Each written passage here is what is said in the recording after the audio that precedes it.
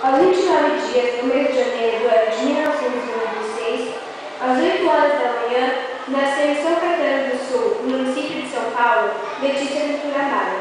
Eu aqui que vos falo. No estudo dos nomes, Letícia significa alegria, lógico. Aos 7 dias do mês de abril do ano de 2002, o pastor Alexandre Vicente me batizou. Foi um momento inesquecível.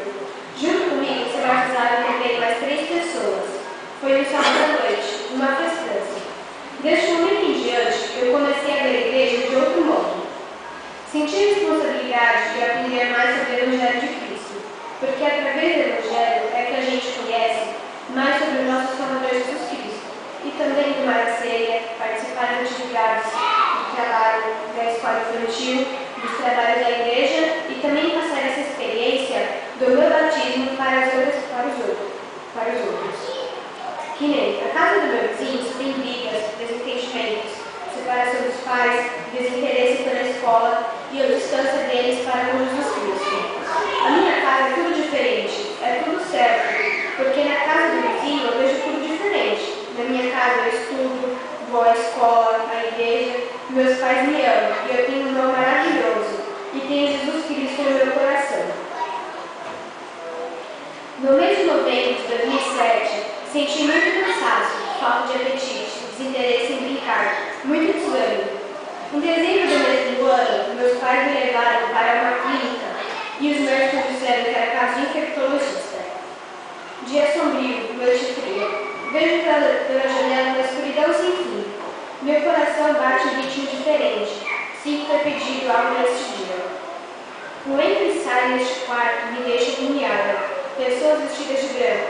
Lógico, estou em quarto de hospital. Medicamentos e mais medicamentos. Isso passou por uma longa semana.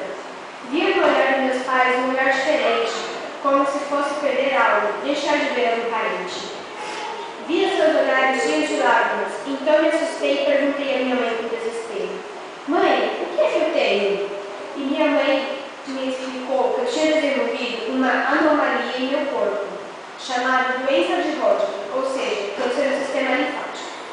Recebi muitas visitas no hospital. Pensei comigo, como isso é importante. Meu pai falava nos meus ouvidos: o Senhor está conosco, Jesus te ama, nós venceremos. Isso me dava ânimo para suportar minha tristeza, trazia de volta a minha alegria. Via o meu irmão Rafael ao meu lado, me dava um sorriso. Ah, ele é muito lindo, vocês não acham? Então se passaram 8 meses de tratamento, à base de quimio e radioterapia. E hoje eu estou aqui